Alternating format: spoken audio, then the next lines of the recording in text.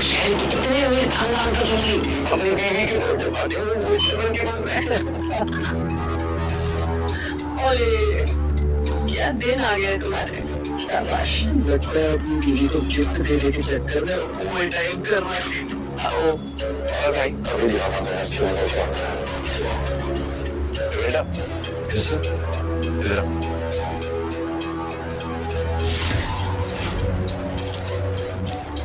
चल आओ। देख क्या है साफ साफ कर। हर जमाई गौतम बिना कुछ कहे नील के जूते साफ करने लगता है। वहां खड़े सभी लोग उस पर हंसने लगते हैं और ये देखकर अवनी की नजरें शल से छूट जाती है। नील के जूते चमकने के बाद गौतम ने चुपचाप कहा, हो गया सर। शहर के सबसे अमीर खानदान की लड़की अवनी के दादाजी ने उसकी शादी एक रहस्यमय कारण से एक बेहद गरीब और फटेहाल लड़के गौतम से करवा दी थी। अवनी ने शादी तो कर ली थी मगर ससुराल में हर जमाई बनकर रहने वाले गौतम की इज्जत घर के नौकरों से भी बदतर थी।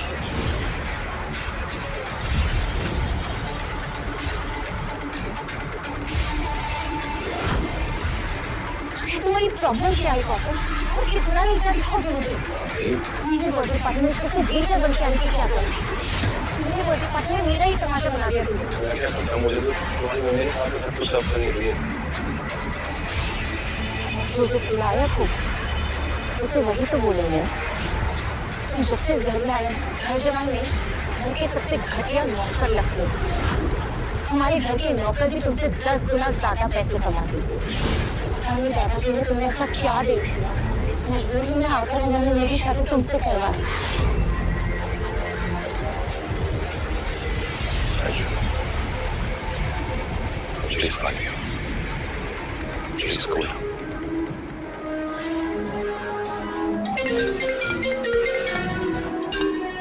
अभी ये सब कोई नहीं रहा था तभी गौतम के फोन पर एक कॉल आया। इस सब मुश्किलों के बीच भी उसके चेहरे पर एक अजब सा सुकून था। उसने बड़े शातिर अंदाज में अवनी को संभाला और बिना किसी हटाने के उस पार्टी से निकल गया। अवनी गौतम के नए अंदाज को देखकर हैरान रह गई। वो सीधा रात को वापस आया और अपने घर के बेडरूम में पहुंचा। शर्म नहीं आती? सीधा कमरे में घुसा है।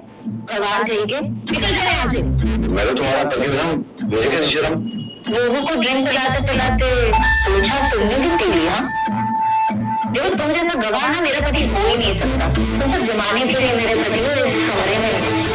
वैसे इतनी आधी रात को तुम कहाँ से आ रहे हो? आज मैं तुम्हारे लिए गिफ्ट लाया हूँ, तुम देखोगे तो चौंक जाओगे। प्लीज रहने दो। तुम्हारी वही गिफ्ट होगी, वो कंघी बिंदी वो कहीं नीचे कौन जाएगा? तुम सबकी देखो देख लो, मैं इतना अच्छा गिफ्ट लाया हूँ कि तुम देख के चौंक जाओगी। प्लीज चलो।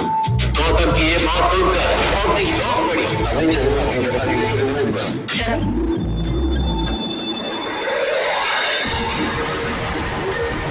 गौतम ने अवनी का हाथ पकड़ा और उसे अपनी गिफ्ट की तरफ लेकर जैसे ही अवनी की नजर अपने गिफ्ट पर पड़ी उसके होश उड़ गए। रात के अंधेरे में चमक रही एक नई लक्ष्मी स्टार को देखकर उसे एक पल के लिए भी अपनी आंखों पर भरोसा ही नहीं हुआ। इम्पोर्टेड है और इसमें मेरे पास ही है। इसकी कीमत 50 करोड़ है। मैंने कभी न्यूज़ में सुना। तुमने किसी के साथ फ्रॉड किया है क्या? ये तो हमारी कंपनी में पैसों का घोटाला किया है। सच बताओ। क्या गौतम ने सच में चोरी की या सच कुछ और ही है? इसका पता गौतम को ये गौतम का वो सच था जो जानकर भी अवनी को खिला नहीं बता सकता था। एक्चुअली ये गाड़ी में अपने दोस्त से उधार मांग के लाया। तुम्हारा बर्थडे है ना आज, तुम्हारे लिए इतना तो कर ही सकता हूँ। तुम कहो तो हम दोनों ड्राइव पे चलें। इतना गिर गए गौतम। पहले तो मुझे 50 रुपए की गिफ्ट लाते थे लेकिन अपने पैसों की लाते थे। इतनी महंगी कार में कौन मुझे देगा? प्लीज ऐसे कार है बहुत वापस लगा। Here's a look at my Google Facebook game. Money coming, I play puzzle games. On Tuesday, I choose win. एक और मौका है। और नहीं नहीं चल रहा है और ये मौका बिल्कुल खत्म हो गया। असल में अपनी की शादी के कुछ दिन बाद उसके दादाजी की मौत हो गई और अग्रवाल परिवार की हेड उसकी दादी गायत्री देवी थी। दादी गौतम को अपने अग्रवाल परिवार पर एक धब्बा समझती थी और उससे शादी करने के बाद पति से भी बहुत चिढ़ती थी। इसी बात का फायदा नील और सनाया उठाना चाहते थे। पूरे परिवार के साथ अपनी की इज्जत नीलाम होगी, बहुत गुजारे वाली।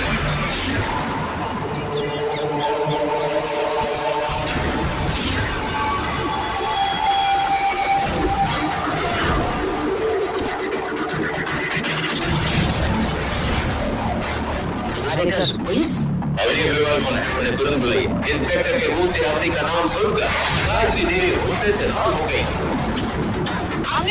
दादी की आवाज सुनकर अवनी दौड़ी दौड़ी आई और वहां पुलिस को देखकर उसका दिल जोर से धड़कने लगा। इंस्पेक्टर साहब, यहाँ इतनी सुबह क्या मुझे क्यों ढूंढ रहे हैं?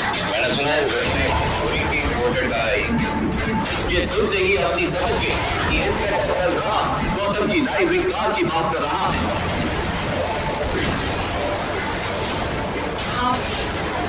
कार तो आई है और वो मेरा हस्बैंड गौतम लेकर आया था। खबर मिली कि उस कार की कीमत 50 करोड़ से भी ज्यादा है। तो कितना कमाया आपके पति महीने का?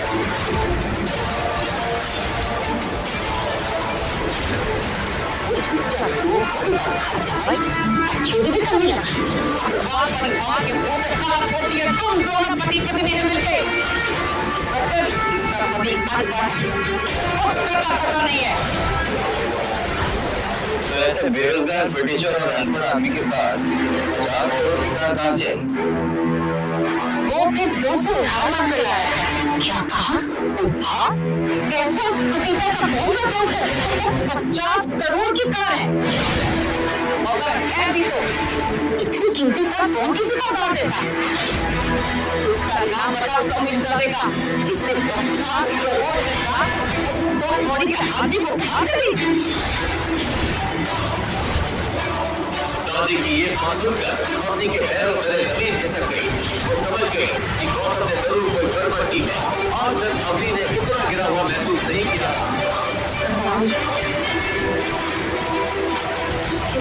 उसका नाम मुझे नहीं अपने पति को बुलाइए।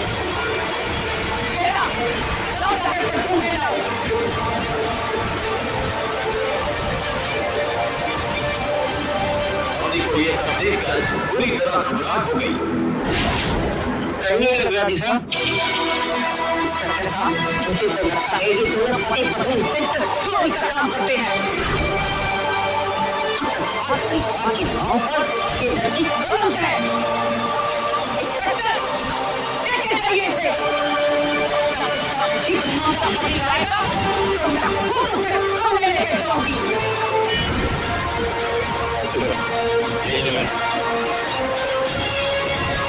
नहीं, पापी, प्लीज, अपनी बात सुनिए। मुझे कुछ नहीं पता है। मैं चोर नहीं हूँ। आप जो भी कहना पुलिस स्टेशन में आके कहिए। Please, please, daddy. अवनी की ये हालत देखकर नील और शरारा हंस रहे थे। उनके चेहरे की खुशी देखकर अवनी समझ गई कि ये सब उन लोगों का ही किया जा रहा है, लेकिन उन लोगों से ज्यादा गुस्सा उसे गौतम पर आ रहा था।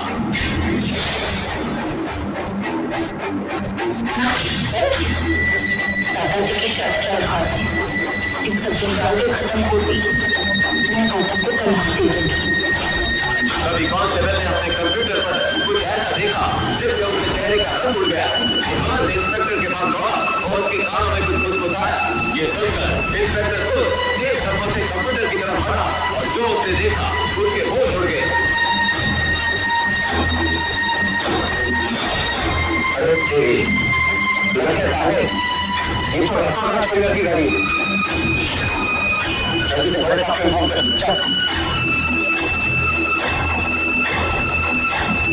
तो तुम भगवान को याद करना शुरू कर दो। राठौड़ राज परिवार की पूरे राजस्थान में बहुत इज्जत थी। उन लोगों का नाम सुनकर पत्नी के पसीने छूट गए। राठौड़ राज परिवार और अब तक एक भी कंप्लेंट नहीं। लगता है अग्रवाल फैमिली का वक्त आ गया। India versus South Africa. Prizes worth 14 lakh rupees. Play for free.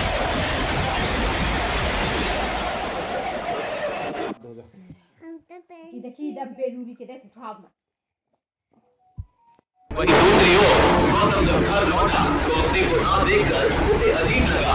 ये अभी कहाँ चली गई? आज ऑफिस पहुंचाने के लिए भी फोन नहीं लगता है। कहाँ जा सकती है? इसी अफरा तफरी के बीच नीलम से नए अंदाज और शातिर मुस्कान के साथ वहां पहुंचा। उसकी आंखें सीधा बॉर्डर पर टिक गई, जैसे किसी शिकारी ने अपने निशान को पहचान लिया। अरे गौरव, क्या हुआ? अवधि को ढूंढो। लेकिन उसे तो पुलिस को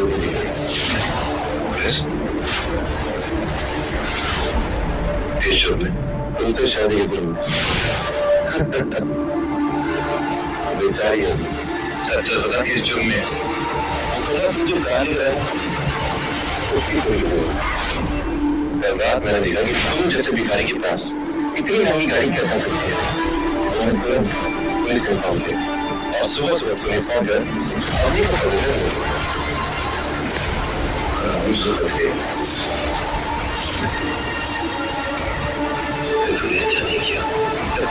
मेरी भी सभी कर रहे थे। मैंने कुछ नहीं कहा, लेकिन मेरी बीवी के साथ मैं बर्दाश्त नहीं करूँगा। देख मैं घर वाली आदमी के साथ क्या करता हूँ।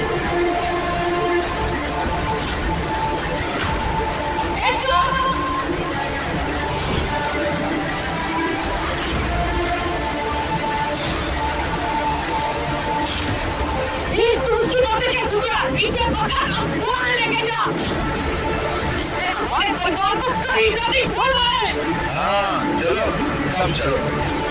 उन लोगों को भी अंदाजा होना चाहिए कि अवधि के साथ ही सब करके उन लोगों ने कितनी बड़ी गलती करी है। और हमेशा नील और शरारत को साथ देकर पुलिस स्टेशन की तरफ निकल गई, जहाँ सच और साजिश दोनों उनका इंतजार कर रहे थे।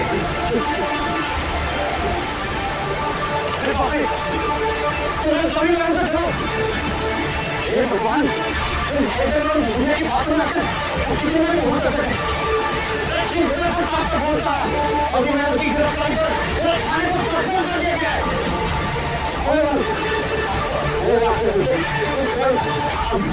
सबसे कहकर हमारे लोगों को बचा लीजिए,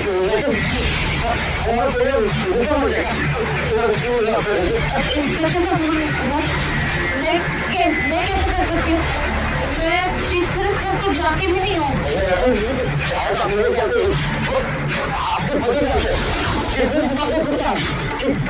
आपने जो कुछ नहीं है आपके पति की वजह से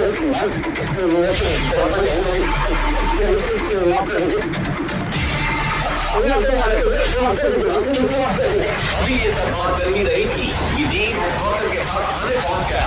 उनके साथ दादी साहब भी थी। ये सब क्या हो रहा है? इंस्पेक्टर, मैं चोर जुबान को पकड़ के लेकर आई हूँ, देखिए। इंस्पेक्टर की नजर जैसे ही गौतम पर गई, वो चौंक गया और गौतम के सामने जाकर झुक गया।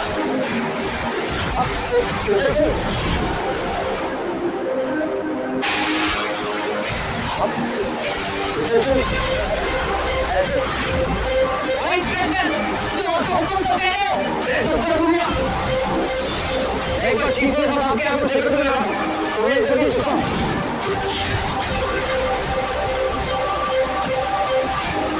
मेरे इंस्पेक्टर ने गौतम के बारे में जो बताया वो सुनकर वहां खड़े सभी लोगों के होश उड़ गए। जब गौतम का असली राज खुला तो पूरा पुलिस स्टेशन का मंजर बदल गया। एक पल में जहां गोली की आवाज गूंजती थी, वहां सब उसके सामने घुटनों पर गिर गए। इतने सालों से ये हमारी क्या सच है गौतम का? और क्या होगा जब अग्रवाल परिवार गौतम का सच जान गया है? क्या अपने के दादाजी को गौतम की सच्चाई पता थी? क्यों करवाई थी उन्होंने ये शादी?